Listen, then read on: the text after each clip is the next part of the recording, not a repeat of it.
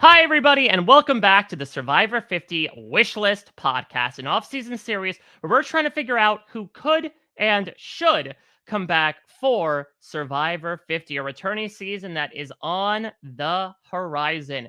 Today, we revisit an old theme with new faces as 10 fans face off against 10 favorites in Survivor Caramoan season 26. My name is Mike Bloom, ready to talk through this cast and see if the garden will be as fruitful as it was 10 seasons ago. But no matter what, this guy is always providing a great harvest when it comes to podcasting. My guest today, so excited to welcome him in from Survivor 42.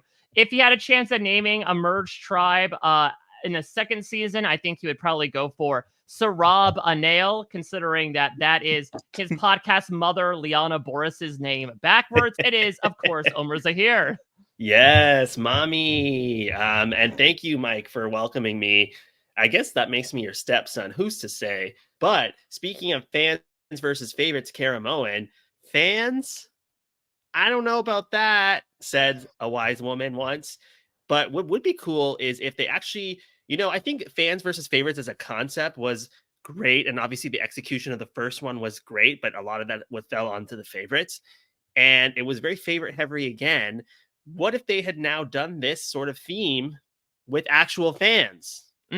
That's true, is you gotta reverse it in a manner of speaking, even though 36 will Mm-hmm. be the one to reverse the curse. And that, yeah, to your point, listen, the idea of having half a cast of previous players and half a cast of not on paper is just gonna completely weight things in favor of the favorites. As Jonathan Penner once said, you can be a fan of the Boston Red Sox, but you don't want to play the Boston Red Right. Sox.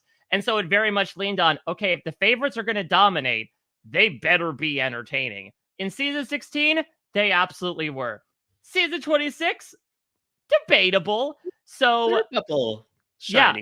shining stars. So we're going to talk about them. We are going to talk about our 10 fans as well and see. This was a season that I approached from, the most skeptical perspective. This is one of those seasons where I'm like, all right, it'll be truly getting blood from a stone to get some people on the short list from Caramoan. And I'm not necessarily letting up any hopes that these people might get voted onto the ballot, Oh, but Driscoll's? yeah, bigger surprises have Hmm. happened. But Omar, give me your thoughts on Survivor Caramoan, because I feel like it really is a tale of two seasons. The post-merge, I know that Survivor 46 may have supplanted it in some people's eyes, but I would consider it maybe the worst pre-merge of all time, where you have a couple of interesting votes there at the beginning with the aforementioned Allie and Hope stuff when that popular click is overthrown, but otherwise it is ugliness and rote votes and way too much of Brandon and Philip. But when the post-merge hits, then fire really starts catching. We start getting some of these blind sides. We have the three Amigos tribal council, the big spectacle that takes out Philip. Even when the three Amigos are getting cooled down, then we start turning on Andrea. Then we have this visceral blind side of Brenda. Then we have everything building into the finale where John Cochran, the man that made one of the biggest flips in Survivor history 3 seasons ago, a man that was so out of his element from the very beginning, is still getting sunburned in the elements, but Mm-hmm. becomes the second player in Survivor history to play a perfect game. Yeah, truly incredible comeback. And little known. Actually, I don't think I've ever told anyone this, but when South Pacific first came out, and I saw Cochran on episode 1, I was like, "Holy!" I mean, I was a younger then, and I was like, "Holy crap! This guy is me." And I was like, "This is what it would be like if I were on Survivor." And thankfully, I waited 10 years for Canadians to be allowed to apply, and it went a lot better than it would have at that age for me. But I always loved Cochran for that. And I was happy to see him get a second chance and be a more full formed player with people that were more like minded. I think that, I feed me. I had to keep myself fed during the pre merge of the season because it was not satiating me at all. You're totally right. But the post merge was chaotic. And I think even things that are controversial are fascinating from a human perspective.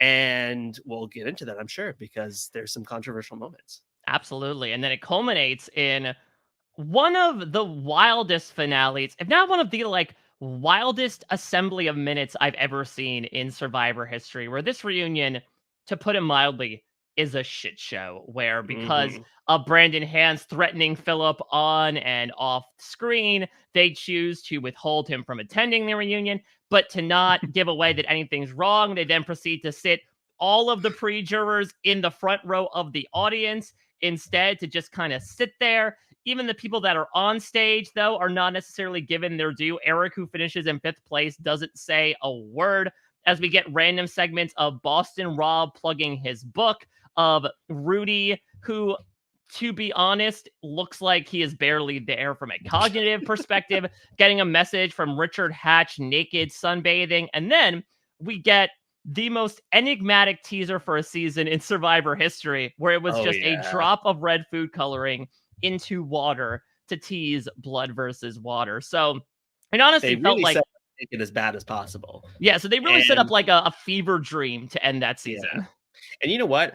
Um, all those people back in the old school days of Survivor, the survivors were so whiny. Oh, I had to sit in the audience for the reunion. Now the pre-jurors aren't even allowed at the Yeah, reunion. that's true. They So didn't know how good they had it. yeah, they didn't. But yeah, that was a real slap in the face for sure. I think the reunion was maybe possibly one of the worst reunions of all time. Juxtapose that with what I think was the best one of all time was Heroes versus Villains. Personally, Mm. that was chaos. But I think that there was just such an ugly tone to the end of the season that the reunion was not. You want to see people like celebrate and like come together and have some reconciliation, and the forced attempts of reconciliation and the negative tone of the season didn't play well on top of all the shenanigans they tried to shove down our throats. And Brenda pulling a Beyonce and doing a baby bump reveal over Skype as well. Do we have anything to share with the audience Well, now that you ourselves? speak about it, no, no. Oh. Not at this moment, at least. Damn. Before we move into it, Omer, I would be remiss not to ask you. I've been doing this with all of our previous players that have been showing up on these podcasts. I'll hold your feet to the fire. It'll be a little while before we talk about 42 proper, but just so we have it on the record, if you were offered a chance to come back for Survivor 50, is it an immediate yes for you? Oh, I gotta check with my schedule and, if the timing is right, et cetera, et cetera. No, of course I would. I would. I think everybody who plays at some point is like never again, Mhm. because there is a lot that happens and you're like, it is a lot to put your body through and your mind through. And I guess I mean, I would not know, but I've heard it's compared to childbirth and it's horrible in the moment. And I mean, I cannot speak to that. Maybe you have a secondhand account closer to the source, I don't know. How many but animals have you seen give birth? I once had to pull a fetal hedgehog out of the vagina and it was dead, but I'm assuming the vagina of a hedgehog? yeah. Yeah. It was stillborn, the poor little cutie. But no, I mean I can't really say for certainty, but but I think that it is that, after a while you kind of forget the pain, kind of forget the difficulties, and then you're like, let's do it again. Well, And yeah. That being I always said, wanted two children. No. well, that being said, let's dive into maybe some of these labor pains that comes with Survivor Caramoan. So I want to start with the favorites. I put them all in one group here because, Ooh. again, talk about a tale of two seasons. But I did Micronesia with Matt Scott. We put all the favorites on one screen because I had said up to that point we had been through all their games, and all of them except for one were already put on the short list. The exception being Yowman due to health restrictions. Here, all of our favorites are accounted for in one way or another. So we have Cochran does not want to come back. Dawn Does does. he for sure not want to come back? Yes, he has affirmed multiple times, including in his Damn. quarantine questionnaire, that he feels good about how his Survivor journey ended. He also said that at the time he was, a law school student, was able to do it in summers, and now that he's trying to and is successfully maintaining a career in Hollywood, it would be tougher to take off the What if time. he asked nicely? I mean, if you ask Cochran nicely, I think he'll respond nicely, but it'll still be no I at the should have same DM'd time. him and asked. I thought about it and I was like, for the record, just let me know so I can have some inside Do you have info. any But I prior chickened out. communication with Cochran, or would that be your first message to him? We've exchanged like maybe 2 messages, Oh, okay. maybe 3. I I feel like can't it's remember. I think that's 2 or 3 more than a lot of people just in general. I feel like Cochran has kind of become like a Jay Gatsby recluse of Survivor, where Right. there was a time when he would attend these things, but I feel like once he immediately took off with his career in the entertainment industry, he watches the show still religiously, but he doesn't attend any social functions. Right. Yeah. I mean, I guess he is the white whale for us now. Although, could Yeah. he be a white whale when we've already had him twice? I don't know. But either way, okay, I got it. He's a no-go. Who else is a no-go on this list? Well, let's move one spot to his right. Dawn has said that, I think understandably, due to a lot of the fallout from this season, and I think her looking back on her experience of like, well, I got to play one season where I died a hero and got to see one season where I lived long enough to become the villain from a certain person's perspective. I'm good. I made it all 39 days. So she is all set. Moving down to our bottom row, Philip has said that he would never come back again. He obviously has had a lot of things to say about the response to his edit and some of the biases he felt were baked into the show prior to the diversity initiative.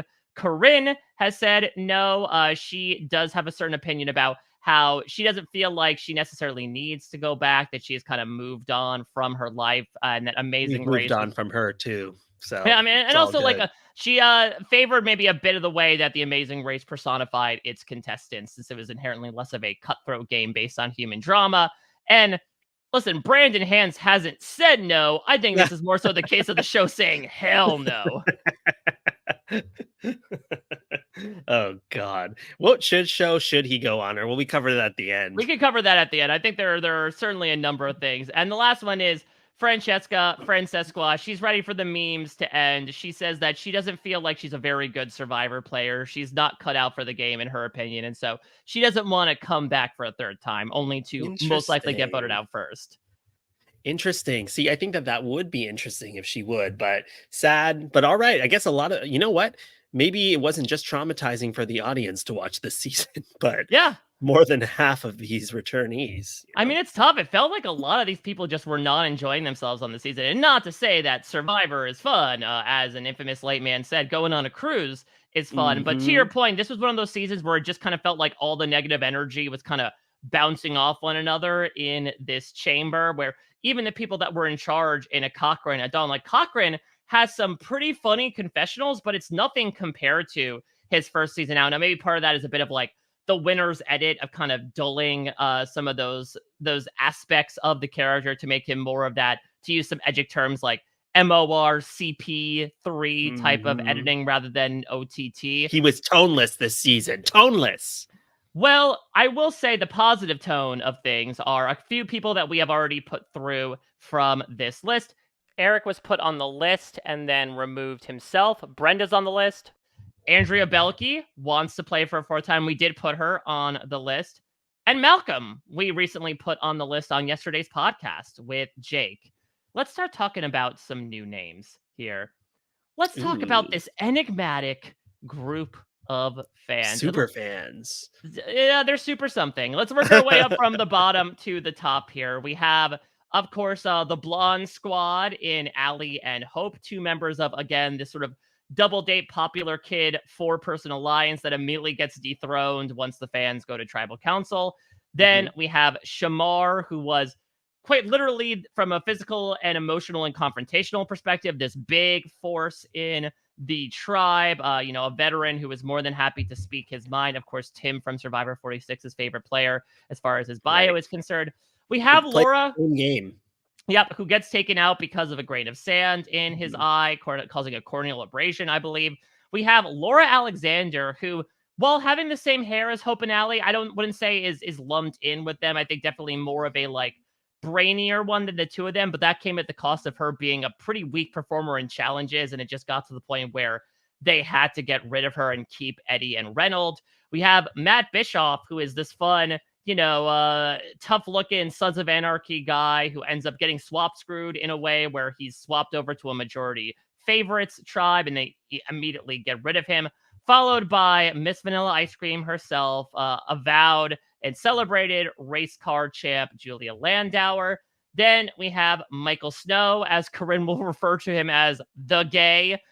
He knew nothing when it came to his blind side, but still had a very fun opposites attract alliance with Matt.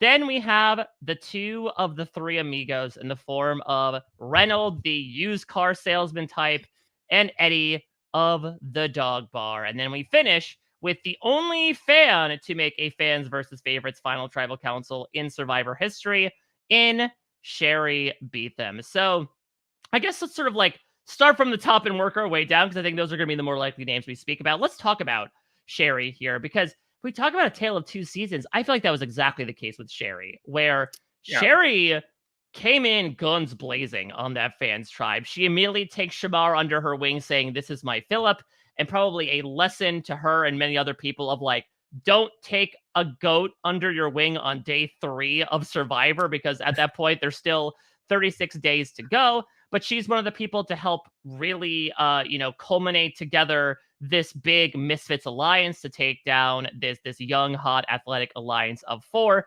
Sherry was like a franchise owner at the time, I believe, so she had those business skills for days.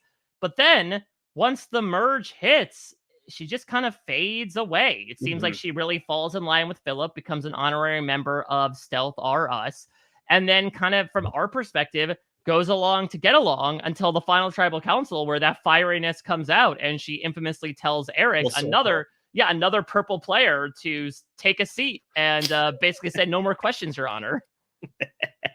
Oh God. I always think of Sherry when I see the episode of The Simpsons where all like Marge and all her friends make the pretzel franchise. I'm like, they could have used Sherry and she could have wheeled and dealed with the Yakuza on their behalf.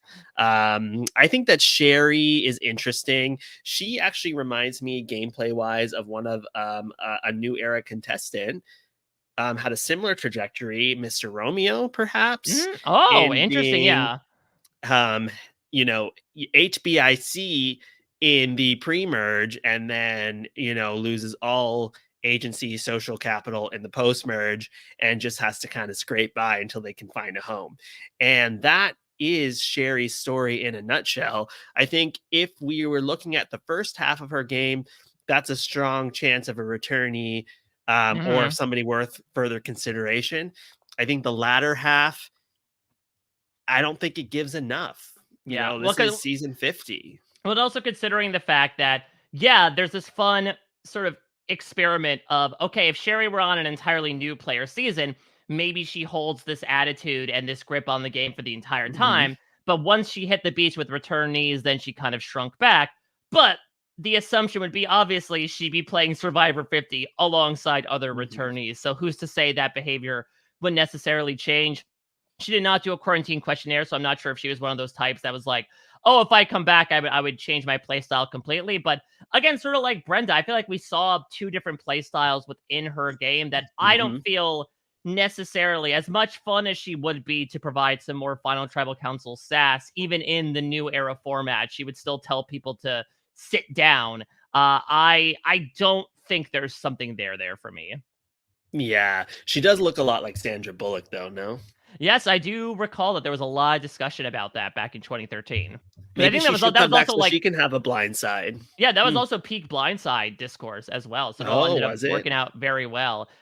Let's move on to 2 of our 3 amigos here, Eddie and Reynold. I feel like, Omar, as much as Caramoan has largely been looked over by the fans, I feel like a prevailing attitude I've seen amongst like the skosh of opinions about it is that call him Reynold, call him Reynolds.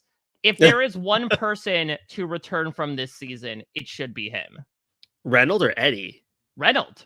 Oh, okay. Sorry, I thought you were talking about Eddie at first. No, I mean Eddie was very fun for the dog bar moment, and that arguably is the funniest thing to come out of this season, which is saying something. And maybe in the top 5 things I've ever heard on a reality show of what someone would do with the prize earnings.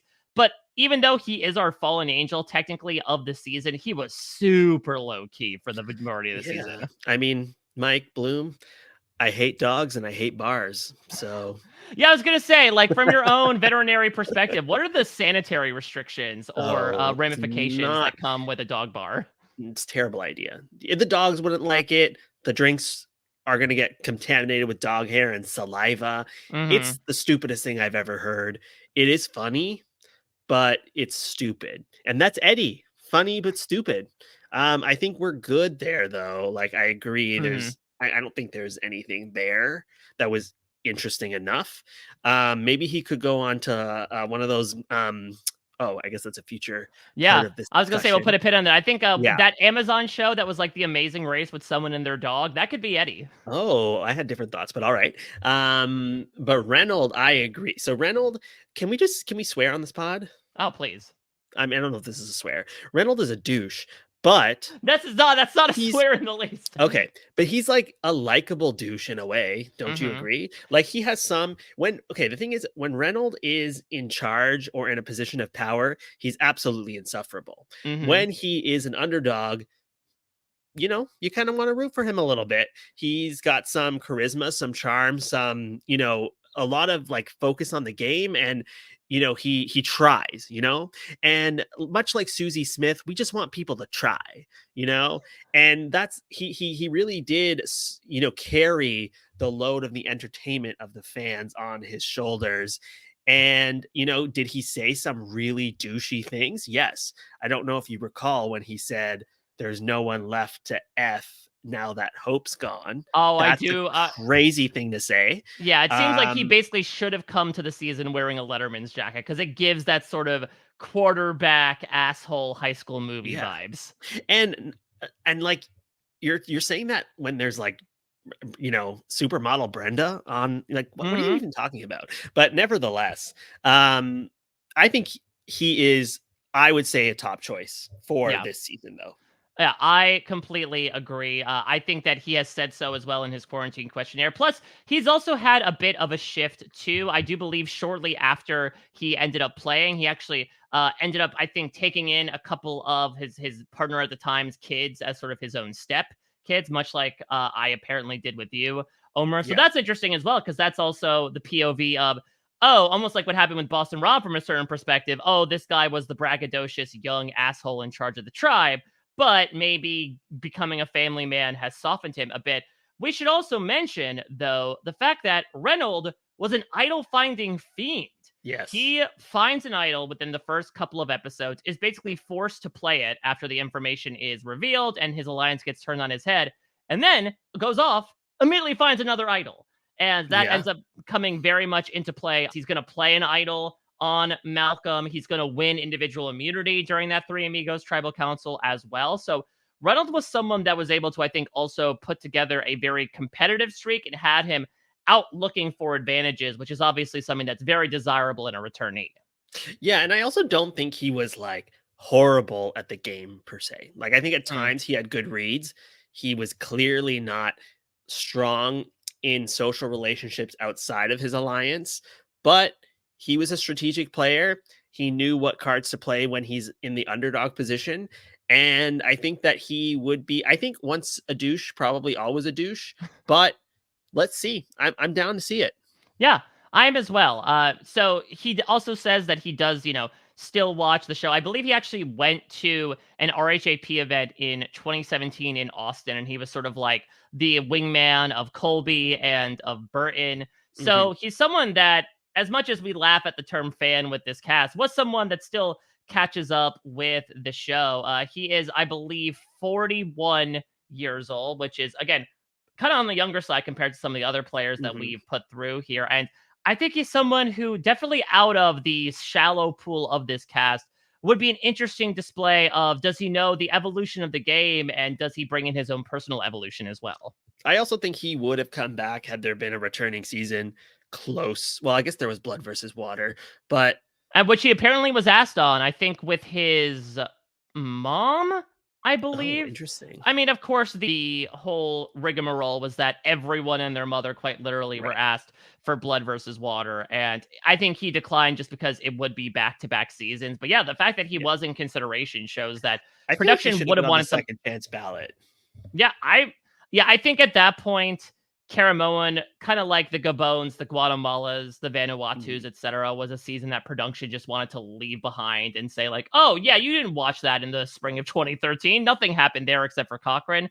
But I do think for the experiment of these purposes, where we are kind of unearthing some of these seasons that have been left behind, Mhm. I think he's someone who has again, this is not necessarily a high bar to clear, but I would say the most appeal as a returnee out of this entire cast. I would agree, and I don't think he's 50 material, to be honest, but I still would want to see him back. I think it would be interesting. Let's talk about our duo here of Michael and Matt. Eminem here, and Eminem. they lost themselves and they lost the game where they end up again getting swapped onto this other tribe. And great, they're together, but the bad news is that the favorites are immediately going to split them up. Both of them did seem like some of the bigger fans of the show, both of whom want to come back. Matt is, of course, elevated, his spotlight a little bit when he's been podcasting with Johnny Fairplay, covering Survivor for the past many years. What are your thoughts, Omar, about these two? I mean, I think that they were like probably the strongest strategic duo on the fans and had the most power early on in the game. But I never found that this might be harsh, but I never found that they were able to wield that power in a way that engaged the audience a lot.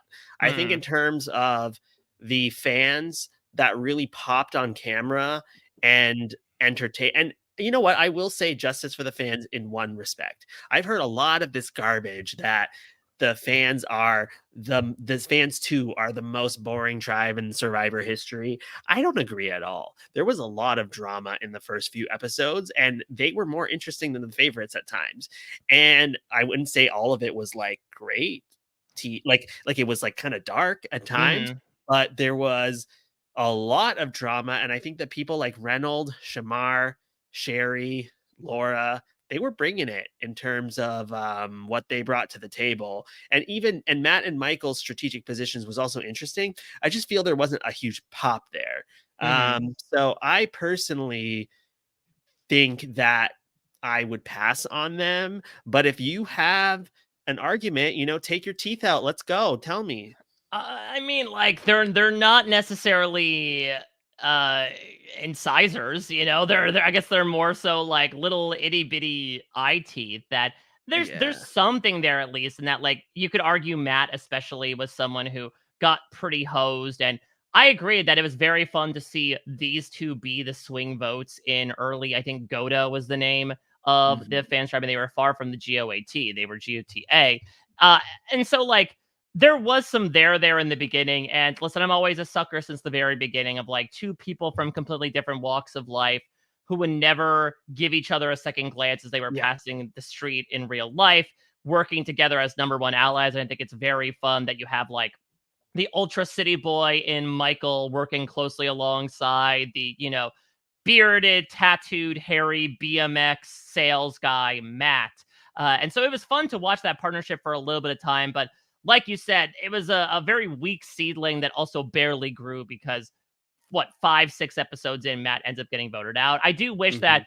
in an edit that obviously favored less of the Brandons, the Phillips, the Shamars, that their alliance could have gotten more attention, but it also Yeah. might have been due to the fact that it's going to get cut short, almost immediately once the swap happens. Yeah, and it seems that when not so much with Matt, because I mean Matt got voted out so quickly after the swap, but once the favorites got in there, Michael's game really kind of took a backseat in terms of going along with whatever Corinne wanted. Yeah. And I think that was to his own detriment in the game, but also his legacy as a character to some extent. Yeah, it definitely was a case, almost like a miniature different version of what happened with Sherry, where it's like, Mhm. okay, a favorite pulls you aside and says, I'm going to protect you, I'm going to work with you. And you just kind of shut up and nod and wait to see what happens. And of course, Michael faces this doubly when then at the merge, when Corinne leaves, he gets, wrapped up by the bros temporarily because then Michael gets immediately voted out next during the whole hold up bro moment. So even that was short lasting. So yeah, I mean, if we're really striving to have people fill out this short list, I could see a case for Michael. I could see a case for Matt, but I am definitely not jonesing for them on the level that I was for people in seasons prior to this. Agreed. Agreed. I think, if I'm trying to rank, I could see them falling at like 5 or 6 Yeah. maybe, but, yeah, it doesn't do it for me.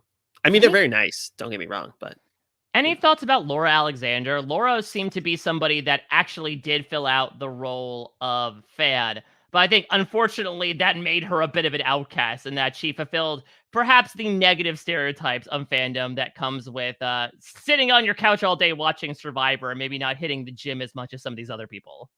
This is the hill that I'll die on. I Okay. think Laura Alexander should, like, I think obviously potentially her time has passed, but she should have been a second chancer. And she was from the era, I guess Francesca was brought back, but it was very rare to bring back a pre-merger at that time Mm-hmm. in Survivor history. She easily could have filled that like Kelly Wentworth spot of Mm. like someone that had a lot of potential. I know Alexis Maxwell was also on the short list for Game Changers. So there was that spot for the younger girl that got blindsided that had potential. And Laura had game. You Mm. know, she was playing a lot of people and it really came down to physical strength. But the way, like, she had the entire Hot People Alliance fooled completely. And they believed her and they were Yeah. burned by her. And that's why they turned on her. But she had the strategic chops and was like, playing a little puppet master. And I think that her time was cut too short and she got screwed by Shamar leaving the game. Yeah, I mean, she was the one that I think set up the alley boot first and foremost, Hmm. where she was the one that suggested Allie's getting too close to Reynolds. We probably can't take out Reynolds because A, he may have an idol, and B, he is our like de facto leader and biggest challenge asset. But we could take out the person that's closest to him. And then even in that next vote during the hope vote, Laura plays a big role in losing the challenge, if I Hmm. remember correctly, and is like, shit, deflect, deflect, deflect. Hey, yeah, Successfully. let's get rid of Hope here and let's try to force Reynolds to play his idol. Please pay no attention to the fact that I am not the best at challenges. So Yeah, again, but not especially only that, she also got the younger people or like the popular group to not vote for her. You know, yeah, she said, "Oh, I'll vote with you. It's going to be a 3-3-3. So if I jump with you, it we have the majority of four as a plurality." And basically was took the target off of herself. Now the cost of that longer term is they felt very burned by her, but it just shows some strategic chops. She also was not afraid to call out Reynolds' idol in front of everybody at Tribal Council. I think that Laura got lost in Survivor history, but the ingredients for like a potentially great player slash an interesting and entertaining player were there, and she was one of the more compelling people from the fans tribe. I think again, it's a long shot, and hmm would she get any votes in a fan vote? Probably not very many, but if we're comparing it to the rest of this cast, honestly, she's probably number 2 for me if I'm we not can't have Cochrane. I'm not completely mad at it. You know, Yeah. granted, we are sifting through some significantly smaller We are at the nuggets of bottom of the gold. barrel. Yeah, Yeah, we exactly. can. When it Yeah. comes to panning for these things, even though some people feel that the Dark Ages are only 21 through 24, like from a casting perspective, this might be rock bottom. So I think we're looking for really anyone that had potential. And listen, sometimes when you troll Survivor Reddit, you do get the occasional post of like, Laura was one of the rare pieces of light that existed on that fans tribe. Laura is, you compared it to Alexis Maxwell. I think even comparisons to like back in her day, Anna Kate, of like, here are some people who had some strategic potential who get taken out pre-merge for one reason or another. So You can I also fact check me on this, but I think she might have had more confessionals than Hope, Allie, and Julia combined. oh my goodness. Yeah, so that would make her by default like the number 2 woman amongst the fans when it comes to Yeah. airtime. Yeah. I So think I'm not I'm completely opposed to it yeah. whatsoever, especially compared to, the other ones that we'll mention here, which is Julia, Hope, and Allie were all unfortunately given that near invisible edit. I don't necessarily think any of them would want to come back either. I Shamar, know they would. Did you not see the tweet? what's the tweet? The tweet. Julia Landauer tweeted about Survivor 50 saying, "Hey, casting, I'm not vanilla anymore." Oh, okay. Yeah. Look who changed flavors in the past 10 years. Yeah. Okay, Now what is Julia. she now? Is she a tiger tail? Is she butterscotch? Is she Rocky Road? I don't know. Is she just a vanilla sundae? Who's to Yeah, say? it could be. I just But throw a couple toppings onto her from the past am I dying decade. to find out? Probably not. Yeah.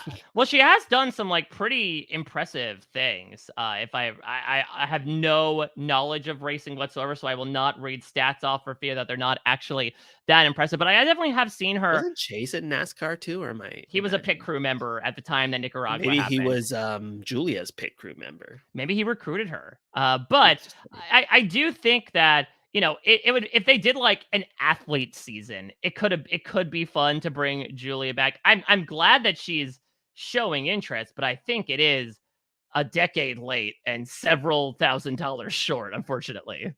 Yeah, she should just start an ice cream business or something. And Allie, did you know that Allie was in casting for a while? Oh, I Like, do recall this, right? I yeah, was trying to think like there is something about Ali Pohovitz that I remember, but I don't exactly I know. And think so, she was a real fan. She mhm. just didn't do a very good job. Yeah. And I think unfortunately it was sort of like wrong time, wrong place. Don't get Yes. into a showmance if you're the woman, And so she did casting for Survivor, I think before the Jesse Tenenbaum crew took over. She apparently, I think, recruited Joaquin from Worlds Apart on the show after they met on Tinder. And What a stellar resume she's got. Come on she also now. apparently did casting for shows on MTV. Now, listen, we did put Katie Gallagher on the ballot, so we could certainly stretch reality when it comes to like how much would that preclude them from being on the ballot. I think in Allie's case, it We're would good. be definitely the straw to break the camel's back. And I don't know, is there any factoid about Hope that you have for me? Um I think Hope's pretty cool. You know, I think Hope could do no, Hope's cool, but Hmm. she's not right for the show. But, Yeah. you What know, about Shamar? every Let's. young boy had a crush on Hope. Well, are you just referring to Reynolds? Is he the young boy that you're referring to? No, Reynolds liked Allie. I guess that's true. Even though he again had that comment for Hope. Yes, We got to yes. talk about Shamar here as the last fan to discuss because again, certainly a source of airtime. I think unfortunately most of it negatively connotated considering the fact that he was very vocal, especially with the opposite side of the alliance. He does go out earlier than he probably would, though who knows, maybe at a certain point everyone gets so fed up with him that they do eventually vote him out. But he does Mhm. go out due to a medevac. Do you see any appeal in wanting to bring him back another time all these years later? No, for many reasons. No for us, no Hmm. for him. Like, it was not a good experience for him whatsoever. He wanted to leave the game because it was taking him to a dark place that he didn't even want to go to. Yeah. I think that it's not good for anybody for Shamar to do the show again. However, Tim Spicer, pick him instead. Yeah. There we go. Maybe Tim and Shamar can put on a show together. That'll be, instead of asking who do we want to see on another reality show, it's who do we want to see on a spin-off series on their own. Yes, yes. And not to say, like, okay, so he did bring Shamar brought entertainment, Hmm. but it was yeah, I don't think it was a right. It's definitely it was questionable at the time, and it's definitely not where the show wants to be now. It's very emblematic to me. I think of like the Caramoan brand of entertainment, which is like, Yeah. okay, there's interesting stuff here, but I don't feel great watching or talking about it. Yes. It's more of like maybe a documentary type of thing. All right. Well, Omer, I mean, I'll throw out an opening bid here, since we're still in the auction phase, and I'll see if you accept it or if there's anything you want to negotiate. I am good to be candid to throw Reynold and Laura on and call it a day. Sold. All right, there we See, go. I thought I I was feel gonna like have to fight Angelina. harder for Miss Laura Alexander. But No, I think that there is some appeal there. And look, to your point, will she get voted through? I have no idea unless she has an Alexander hive that's just ready to come out, and then we can call her Laura Alexander yeah, the Great. actually But tweet at us 5. yeah, The Laura Alexander Hive. Let us but know. but the fact of the matter is that sometimes we use this experiment to highlight players that didn't necessarily get their due either on the season or remembered in the annals of Survivor history. And Laura is an example of someone that has a lot of appeal. Maybe in a different world could have been also on a second chance ballot in line with someone like Stephanie Valencia, for instance, but it just didn't end up working She out. And was so, before her time. yeah, so let's give her flowers in a way, and we'll see how she and Reynolds do. I believe Laura right now, by the way, They're is also 30. nemesis. That's true, actually. So that'd be very fun for a possible Mhm. rival season that won't happen. And she is 34 years old, which I do believe. Oh, I that's how believe. old I am almost. Yeah, so I believe that No, I'm ties younger than her that. with Sophie and with Kat for the youngest people that are on this short list as well. Oh, so did any other season only get 2 people moving through? Because obviously some of them have not aired yet. This is the first. But Oh. honestly, I think it makes sense. We had half the cast to pick from basically for Micronesia, but that's Mhm. the cast of Micronesia, where, yes, even though the fans were at a disadvantage, they still had a lot of great representatives in them. Yeah. Again, Caramoan People pales in comparison. people are gonna be up our ass about Sherry, I'm gonna tell you that right now.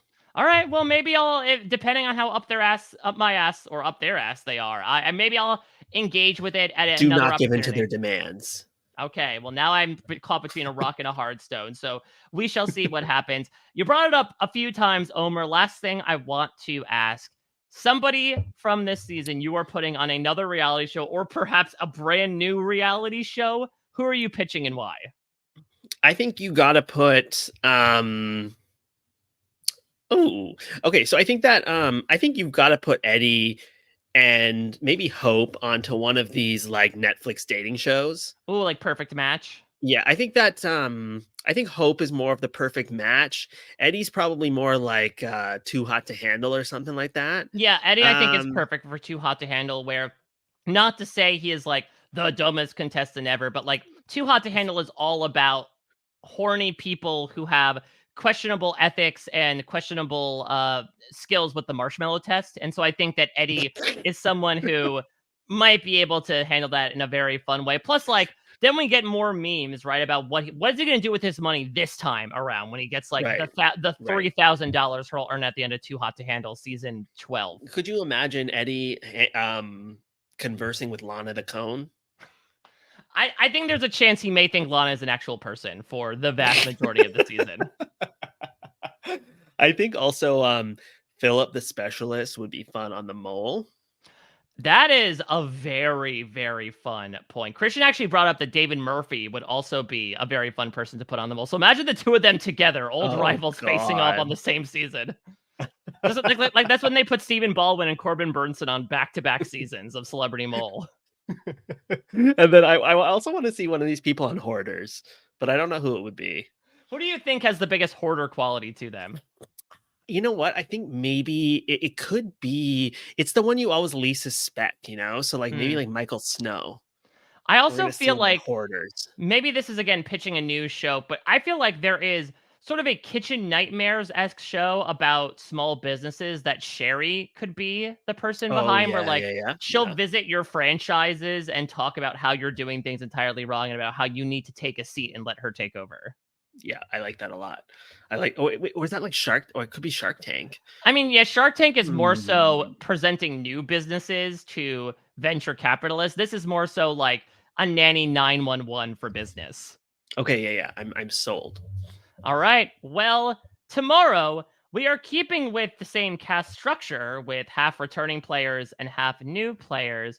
But again, as was teased in this Caramoan finale, it's a drop of blood in the water. As we are talking Survivor Blood versus Water, a season that is absolutely ridiculous in concept. When it comes to execution, it works.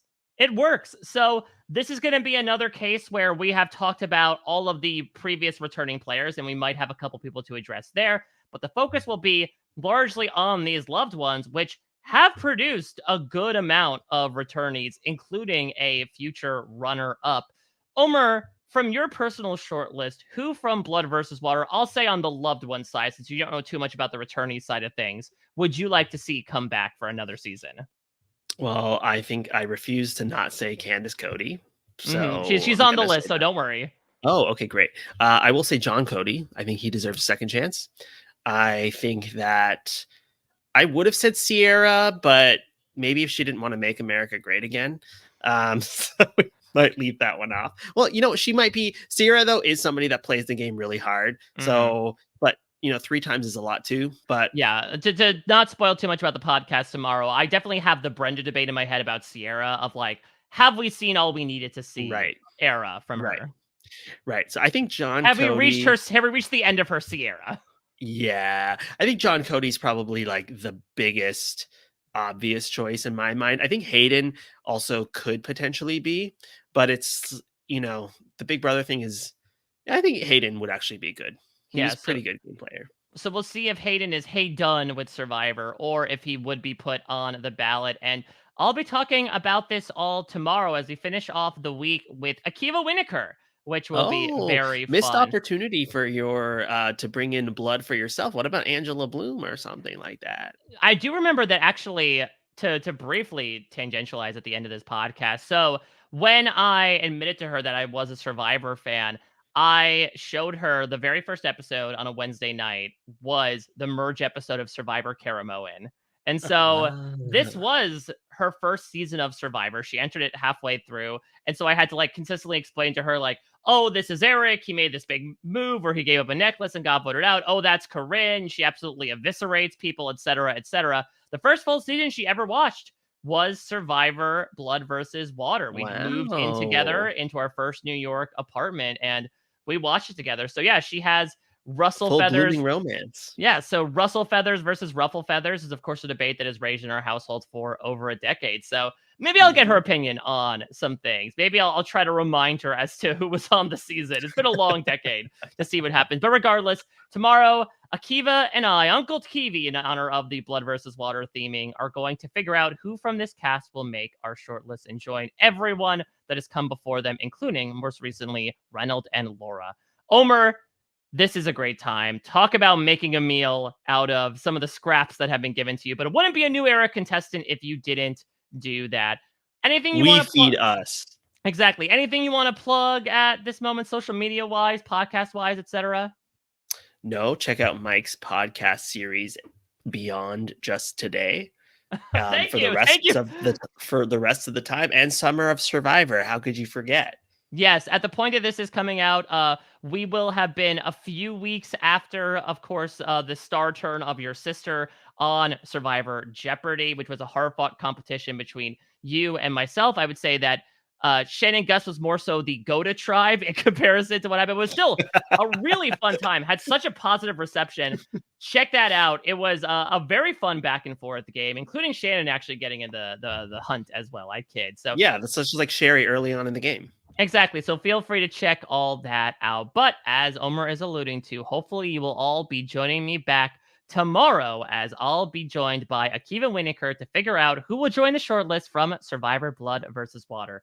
Thank you Oh, all. actually, one thing. Oh, If you see a turtle on the road, please pull over and move it over. okay. Yeah. Helpful PSA It's from that time of year. your friendly local, in terms of an internet local exotic animal veterinarian. Please follow that word to the letter and the law. Next time, we're back with Blood versus Water. Until next time, everybody, take care. Bye-bye.